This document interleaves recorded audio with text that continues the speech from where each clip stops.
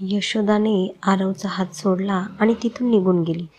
ती निघून जाताच शीला घाबरत पुढे आली आणि यशोदाची सुटकेस उचलली आणि तीही तिथून निघू लागली. आधीही काही न बोलता रागाने तिथून निघून गेला. आरव जोरात ओरडला, जावा, सगळे निघून जा, मला सोडून, मी एकटा राहू शकतो, जा. आदी आणि यशोदा दोघांची पावले थांबली. दोघेही काही वेळ विचारात पडले. आधी हळूच यशोदाजवळ आला. तो काहीतरी बोलणार होता. तेवढ्यात यशोदा रागाने म्हणाली, आधी काही बोलू नकोस, कारण यावेळी मी आरवला माफ करणार नाही. आधी काहीच बोलू शकला नाही. यशोदा रागाने निघून गेली. आधीने आरवच्या खोलीकडे बघितलं आणि मग तोही शांतपणे यशोदाच्या मागे गेला. सगळे निघून गेल्यावर आरव अस्वस्थपणे बेडवर बसला. तो रागाने म्हणाला, हे सर्व त्या मुलीमुळे झाले. जेव्हापासून ती माझ्या आयुष्यात आली तेव्हापासून माझ्या आयुष्यात रोज एक नवा तमाशा घडत आहे. आधी त्या मुलीने माझ्या आजीच्या भोळेपणाचा फायदा घेत या घरात प्रवेश केला आणि आता तिच्यामुळे माझी आजी मला सोडून गेली आहे. ही मुलगी एवढी धूर्त निघेल याचा मी विचार केला नव्हता. आता या मुलीला माझ्या ऑफिसमध्येच काय, तर संपूर्ण शहरात नोकरी मिळणार नाही. मी तिला असा धडा शिकवेन की ती आयुष्यात पुन्हा कोणत्याही श्रीमंत व्यक्तीला फसवण्याचा विचार करणार नाही आणि लवकरच ती बॅग भरून मुंबईतून पळताना दिसेल. इकडे जेव्हा मधू घाबरलेल्या अवस्थेत घरी पोचली तेव्हा तिने पाहिले की पायल तिच्या खोलीत खिडकीजवळ उभी राहून काहीतरी विचार करत आहे. मधूने हिंमत एकवटली आणि पायलकडे आली. तिने पायलच्या खांद्यावर हात ठेवला आणि विचारले, पायल, तू ठीक आहेस ना? पायल हसत म्हणाली, मला काय व्हायचंय, मी एकदम ठीक आहे. असे म्हणत पायलने बेडवर पडलेले कपडे उचलून कपाटात ठेवायला सुरुवात केली. मधू तिच्याकडे एकटक पाहत होती. पायलने कपाट बंद केले आणि म्हणाली, मला माहीत आहे आजीच्या पार्टीतून तू पण जेवण न करता आली असतील, म्हणूनच मी आम्हा दोघींसाठी बाहेरून जेवण मागवले आहे. तू चेंज कर, डिलिव्हरी बॉय पार्सल घेऊन येत असेल, मग आपण एकत्र जेवण करू. मधू अजूनही तिच्याकडे बघत होती. पायल पुन्हा म्हणाली, आता माझ्याकडे असं का बघत आहेस, जा चेंज करून ये. मधू हो म्हणते आणि तिच्या खोलीत जाते. ती निघून जाताच पायलच्या डोळ्यांतून अश्रू वाहू लागले. तिने रागाने आपले अश्रू पुसले आणि म्हणाली, तुला अश्रू ढाळण्याची काही गरज नाही. त्या माणसामुळे तर अजिबात नाही, कारण अश्रू त्याच्यासाठी येतात ज्याला आपल्या अश्रूंची पर्वा असते आणि ज्याला फरक पडतो, समजले? आज नंतर त्या आरव राठोडबद्दल विचारही करू नकोस, कारण तो किंग खान नसून प्रेम चोप्रा आहे. खूप मोठा गैरसमज झाला होता तुला.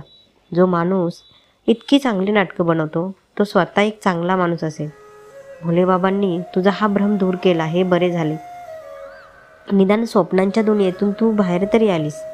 आता जे काही झाले ते विसरून जा आणि भोलेबाबांना दोष देण्याऐवजी त्यांचे आभार मान, कारण त्यांनी जे काही केले ते खूप चांगले केले.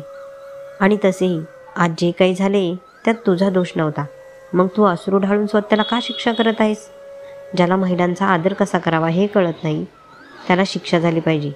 जो माणूस आपल्या आजीचाही आदर करू शकत नाही तो तुझा आदर कसा करेल?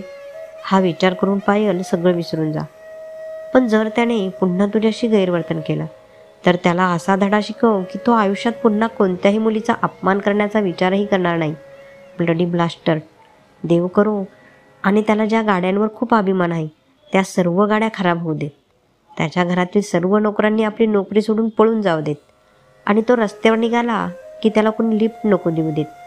आणि पाऊस सुरू झाला म्हणजे त्याला माझ्यासारखे पायी पावसात चालावे लागू दे. जेव्हा तो जेवण करेल तेव्हा त्याला इतक्या कुचक्या येऊ दे की पाणी पिऊन पिऊन तो परेशान होऊ दे. आणि चुकून जरी जेवण केले तर त्याला वारंवार वॉशरूमला जायला लागू दे. तो रात्री झोपेल तेव्हा त्याच्या स्वप्नात एका काळ्या पिंपळाच्या खालची डायन आणि एक घाणेरडे दिसणारे भूत येऊ देत. सकाळी उठल्यावर त्याला सगळ्यात आधी रस्त्यावरील कुत्र्याचा चेहरा दिसू दे. त्याच्या रिहर्सलमध्ये त्याने त्याचा एक डायलॉग 1000 वेळा बोलू दे, तरीही बोलता नको येऊ देत. त्याच्या लाईव्ह प्लेमध्ये सर्व लाईट बंद होऊ देत. एवढं बोलून पायल गप्प झाली आणि कान धरून म्हणाली, नाही नाही भोले बाबा, असं नका करू, कारण त्याच्या प्लेची हिरोईन तर मधू आहे. सकाळचे 7 वाजले होते आणि पायल म्युझिक ऑन करून नाचत होती. आरवचे शब्द तिच्या कानात घुमत होते. तिला पार्टीत झालेला तिचा अपमान आठवत होता. काही वेळाने अचानक संगीत बंद झाले, पण पायलचे नाचणे थांबले नाही. ती फक्त तिच्याच तालावर नाचत होती. ती इतकी थकली होती की तिचे पाय जमिनीवर राहू शकत नव्हते. त्यानंतर नाचत असताना ती तिथे ठेवलेल्या खुर्चीला धडकली आणि जमिनीवर पडली. तिचे शरीर घामाने भिजले होते. तेवढ्यात मधू तिथे आली आणि विचारले, आरव राठोडचा राग तू स्वतःवर का काढत आहे? काल रात्री तूच म्हणाली की जे काय झालं ते सगळं विसरून आज नवीन नोकरीसाठी मुलाखतीला जाशील. रागाच्या भरात नासून तुझी ऊर्जा वाया घालवली तर मुलाखतीत काय करणार? पायल एवढी कमजोर नाही मधू की आयुष्यात थोडी अडचण आली तर खचून हार मानेल. म्हणून माझी काळणी करणं सोडून दे आणि मला सांग, तू अजून का तयार नाहीस? आजपासून तुला रिहर्सलला जायचं आहे ना? टॉवेलने घाम पुसताना पायलने विचारले. तेव्हा मधू हसत बेडवर बसत म्हणाली, पायल, मी कुठेही जाणार नाही, कारण मी हे नाटक सोडायचे ठरवले आहे. मधू हे बोलताच पायल तिच्याकडे आश्चर्याने पाहू लागली आणि मग रागाने म्हणाली, मधू, जर तू माझ्यामुळे हा निर्णय घेतला असेल तर काही गरज नाही, समजले? हा तुझ्या करिअरचा प्रश्न आहे.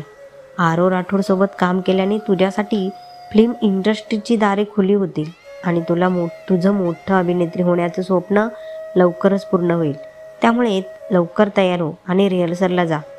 आणि राहिली गोष्ट माझी, तर आता आरव राठोडला माझ्या आयुष्यात काहीच महत्त्व नाही. कालपर्यंत मी त्याची फॅन होते, पण आज मी त्याचा तिरस्कार करते. जितका त्यांनी मला जन्म देऊन रस्त्यावर सोडले त्यांचाही करत नाही. त्यामुळे आता आरव राठोडच्या असण्या नसल्याने मला काही फरक पडत नाही, जसे मला माझ्या आई वडील असल्या नसल्याने फरक पडत नाही. म्हणून माझ्या आई, प्लीज तू स्टुडिओत जा आणि रिहर्सल सुरू कर. आणि तसेही जे काही झाले ते माझ्या आणि त्या राक्षसात झाले. तुझा त्याच्याशी काही संबंध नाही, समजले? माझ्यासाठी हे नाटक तुझ्यापेक्षा मोठे नाही पायल. ज्या व्यक्तीने तुझा अपमान केला आहे मी त्याच्यासोबत कसे काम करू? मला अशा पुरुषासोबत काम करायचे नाही ज्याला महिलांचा आदर कसा करावा हेच कळत नाही. काय? काल त्याने तुझ्याशी जे केले तो उद्या माझ्यासोबतही हे सर्व करू शकतो, मधू रागाने म्हणाली. पायल हसत हसत तिच्याजवळ आली आणि म्हणाली, मधू, तुझ्यासोबत असे काही होणार नाही, कारण माझ्यात आणि त्या राक्षसात जे काही घडलं त्यात माझीही चूक होती. मी पण त्याचा अपमान केला होता. तर प्लीज माझ्या आई समजून घेण्याचा प्रयत्न कर आणि रिहर्सलला जा. पण पायल, मधू एवढंच बोलली होती. तेव्हा पायल तिला अडवत म्हणाली, तुला शपथ आहे, तू हे नाटक सोडलं तर मी संत्र्याची गोळी खाऊन आत्महत्या करेन. पायल हे बोलताच मधू हसायला लागली आणि पायलही. पायलने तिला मिठी मारली आणि म्हणाली, तू जा आणि लवकर तयार हो, मी नाश्ता बनवते. मधूने होकार दिला आणि निघून गेली. मग पायल पुन्हा म्हणाली, आणि आई, रिहर्सलला जाण्यापूर्वी सिद्धिविनायकाच्या दर्शनाला नक्की जा. तुझ्याबरोबर सर्व काही ठीक होईल. जी तुझी आज्ञा, मधू हसत म्हणाली आणि निघून गेली. ती निघून जाताच पायलही स्वतःशीच म्हणाली, चल मिस पायल, तू पण तयार व्हायचे आहे, नाहीतर इंटरव्ह्यूला उशीर होईल. असं म्हणत पायल किचनच्या दिशेने निघाली. इकडे बेडवर झोपलेल्या आरवला जाग आली आणि तो जोरात ओरडला, बहादूर बहादूर बहादूर. बहादूर धावत आला आणि म्हणाला, हो सर, माझी ब्लॅक कॉफी पटकन. आरव रागाने म्हणाला आणि बहादूर होकार दिला आणि निघू लागला. जाताना तो हळुवारपणे बडबडला, सकाळी सकाळी कडू कॉफी पितात, त्यामुळे स्वतःही कडू झाले आहेत. काही बोललास का? आरवने बेडवरून उठल्यावर विचारले. बहादूर लगेच म्हणाला, मी तुमची कॉफी घेऊन आलो असे म्हणत होतो. असे बोलून बहादूर निघून गेला. तो निघून जाताच आरवने टेबलावर ठेवलेला फोन उचलला आणि यशोदाला फोन केला. रिंग वाजत होती, पण आरवचा नंबर पाहून यशोदाने कॉल रिसीव्ह केला नाही. आरवने पुन्हा फोन केला, पण यावेळीही यशोदाने फोन घेतला नाही. तेवढ्यात आधी तिथे आला. त्याने यशोदाचा फोन ऐकला आणि आरवचा नंबर पाहिला, पण फोन उचलून तो यशोदाकडे आला आणि म्हणाला, आजी, आरवशी बोल. बेटा, मला त्याच्याशी काही बोलायचे नाही, कारण त्याने पायलशी जे काही केले ते खूप चुकीचे आहे आणि त्याला त्याच्या या कृत्याची माफी मागावी लागेल आधी, यशोदा रागाने म्हणाली. आधी काहीच बोलू शकला नाही आणि विचारात हरवून गेला. मग हिम्मत एकवटून म्हणाला, आजी, मधूने फोन केला होता. काल रात्री आरवने पायलसोबत जे केले त्यानंतर तिला हे नाटक करायचे नाही.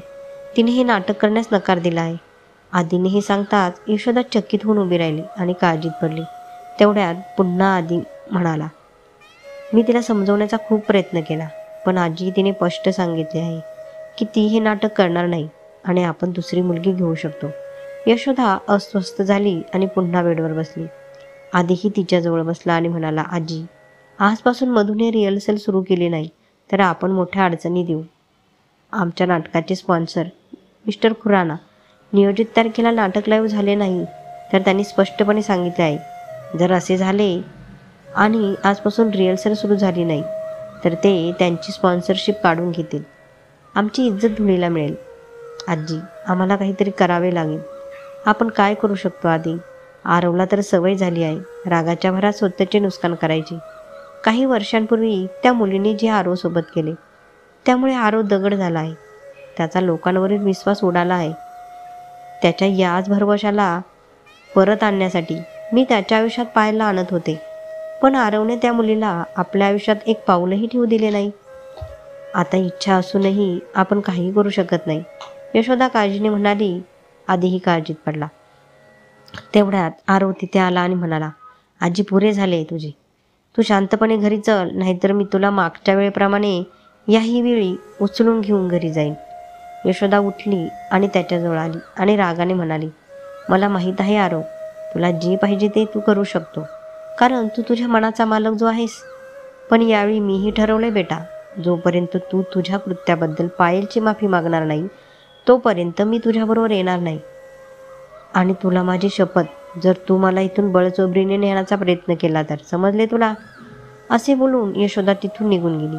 आरव तिच्या मागे जात असताना आधी म्हणाला, मधूने आपले नाटक करायला नकार दिला आहे. आरव आधी एवढेच बोलला.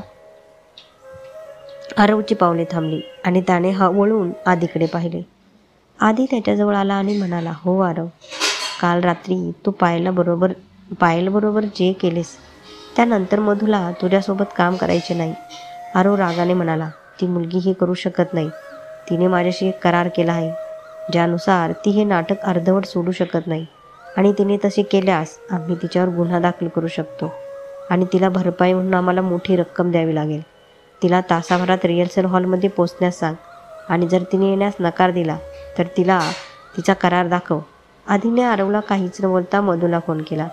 घरातून बाहेर पडत असलेल्या मधूने आधीचा फोन बघितल्यावर रिसीव्ह करून म्हणाली की मी तुम्हाला कॉल करणारच होते सर, हे सांगण्यासाठी की पायलची इच्छा आहे की मी हे नाटक सोडू नये, म्हणून मी रिहर्सल हॉलमध्ये येत आहे.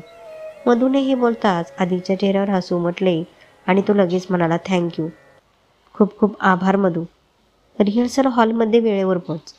आज आधी एक छोटीशी पूजा होईल, त्यानंतर रिहर्सल सुरू होईल आणि प्रत्येक नाटकाच्या सुरुवातीला आमच्या नाटकाची नायिका ही पूजा करते, म्हणून आज तुला पूजा करायची आहे, लवकर ये.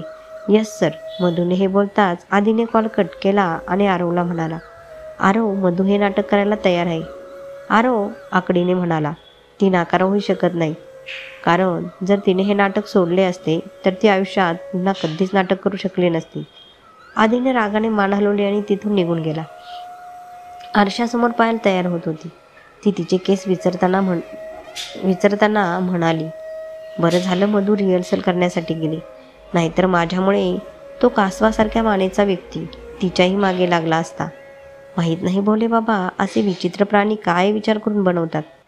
अरे, कमीत कमी त्या व्यक्तीत इतकी तरी माणुसकी असती. माझी नाही तर तो त्याच्या आजीची तरी इज्जत करेल. बिचारी आजी काल किती उदास होती. काल जे घडले त्यानंतर त्या किती दुःखी असतील.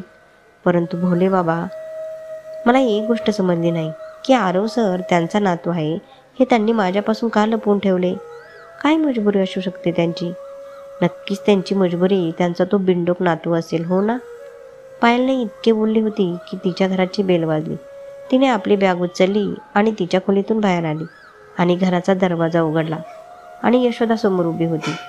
पायल त्यांना पाहून आश्चर्यचकित झाली. मी आतमध्ये येऊ शकते का बेटा? यशोदाने विचारले.